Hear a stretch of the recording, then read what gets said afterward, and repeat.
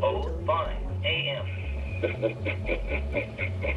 1:02 a.m. We will get you no matter what you do. These are some of the voicemails after he found her phone number.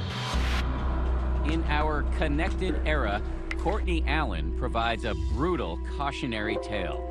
He targeted our home. He targeted our neighbors. He tried to get us fired. This wife and mother from suburban Seattle says what started as an online flirtation led to a dogged, diabolical campaign of cyber-stalking. I was having nightmares that my husband was dead, that my son was being taken away from me.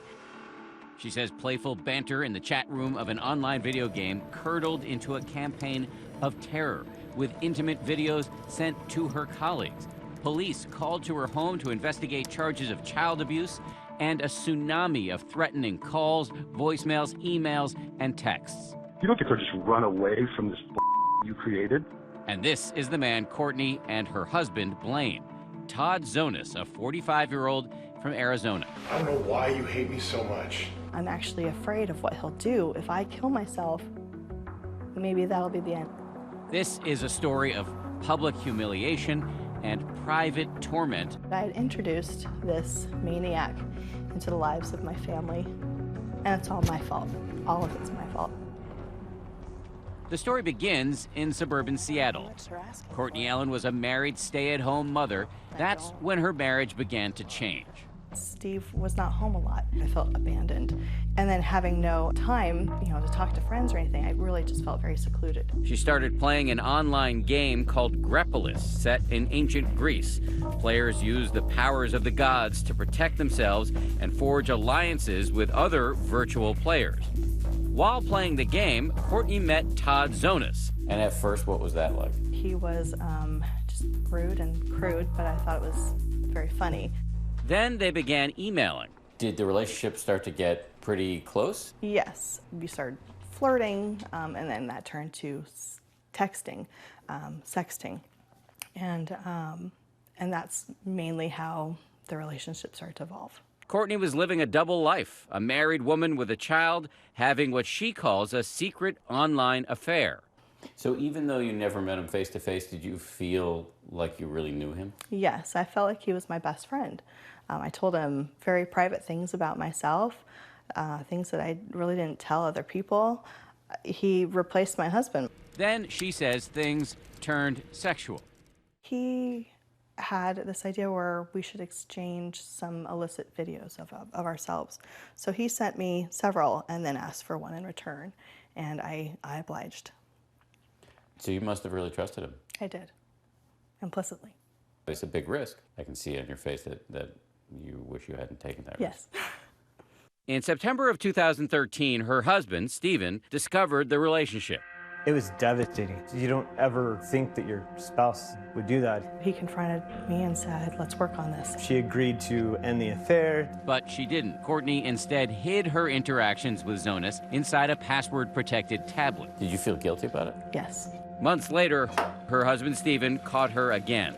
Disappointed but unwilling to give up on his marriage, Stephen decided to do something drastic. Through various searches, I found this website, Marriage Builders. The website says to end the affair, you must expose it to everyone around you. Family, friends, and especially the lover's spouse, the site's author says. While controversial, overall, the advantages of exposure far outweigh the disadvantages, and that, he says, is just part of his complete plan for marital reconciliation. So what did you do at that point? I told my parents what was going on, and then I sent individual Facebook messages to about 40 of our common friends. I feel it is very important to inform you that Courtney has been participating in an internet sexual affair which has shattered my heart. How did you react to that? I was not happy.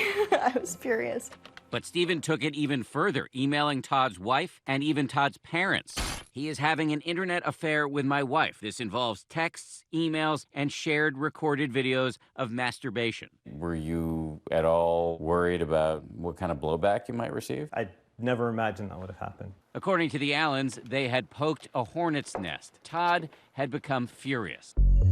He focused it on my husband. Steve's bosses started receiving anonymous emails. Saying bad things about me, lies about me, trying to get me fired. Then they say a death threat to Stephen's grandmother. And she called me up and said, a man who threatened to burn down the house with us in it. The floodgates had opened. Hundreds of emails started pouring in. The next year and a half was an all-out attack on our family. Where are you? Are you okay? Are you just hoping I fade away so you can enjoy twisting the knife? Why won't you talk to me? Followed by more emails at 9:30, 9:42, 10, and 10:34. I just grasping at straws. There's got to be a way for me to get rid of this guy in a nice way where he'll leave me alone. Then 5 more emails. What the f***? Are you joking? You are cruel. Have you even thought about me at all in the past month? The emails would continue like this, angry and abusive. I'm coming up there. I hate you and hope you get what's coming to you. I did nothing wrong. I'm not going anywhere. Then came the voicemails. And now it's all just payback and fun. There's no job either one of you guys can have that I won't know about and be there. Steven says he started getting so much harassment at work that he had to quit his job. He involved me. It's his fault, not mine. Did you ever feel resentful, like she had created this problem? I always thought, she's not doing this. He's doing this. He could have chosen not to do it. They changed their phone numbers, but every time the calls kept coming. One evening, Courtney received more than 200 text messages. It's just like a switch is flipped. He's just gone crazy. Then this video. I don't know why you hate me so much. Seriously, I have never been more serious about anything in my life. I mean, I just want to know how you are. I want to know what you're feeling, what you're thinking, what you're doing. I truly care. I mean, I don't know how I hurt you. I never meant to. But the cyber torture would only get worse. The explicit video of Courtney masturbating was then posted to YouPorn and sent to her bosses and Facebook friends. According to evidence presented by the Allens at trial, the Facebook profile used to send that video was accessed from the Zonus's IP address. Courtney and Steven decided it was time to call the police. And the police said, I don't know what to do for you. I've never seen harassment as bad as this in my years in the force. This is what you're hearing from the cops? There's nothing they could do? Police officer had told us that because he's in Arizona, our hands are kind of tied. Stalking is stalking, whether it's through a computer, a phone, in person. And certainly this offender broke many, many laws. And who do we go to when we're the victim of a crime? It's the police, and there should be an obligation for our law enforcers to actually enforce the laws that we have. So the Allens were relieved when the police knocked on their door a few days later. And the detective turns and says, I'm here on a welfare check for your son. You've been reported for child abuse. I'm terrified. I'm like thinking, my son's gonna be taken away from me. At that point I break down and I'm like, we've got a stalker. And I think that this is his doing. He told me something was going to happen, and this is it. The Allens finally went to the FBI. An agent took their case. But now the death threats were rolling in. One saying, you and Steven are garbage, and he's going to die. Was the FBI ever able to do anything to protect you? They said, well, be prepared to protect yourself. That's what they told you? That's what they told me. You had documented death threats and from a traceable email account, right? They were not all traceable.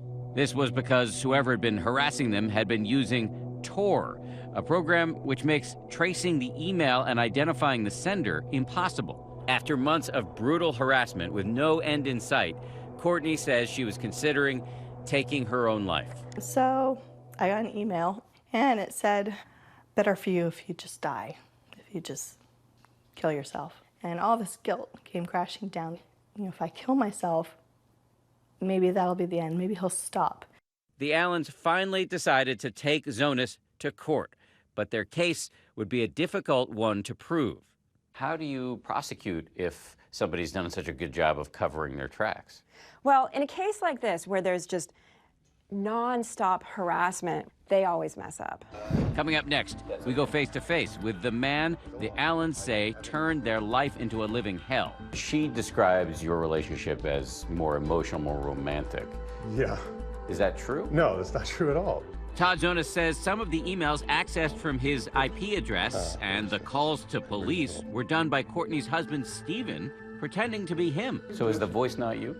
No, the voice is me, but it's, first of all, when was it done? It wasn't done when they said it was. Hi everyone, George Stephanopoulos here. Thanks for checking out the ABC News YouTube channel. If you'd like to get more videos, show highlights, and watch live event coverage, click on the right over here to subscribe to our channel, and don't forget to download the ABC News app for breaking news alerts. Thanks for watching.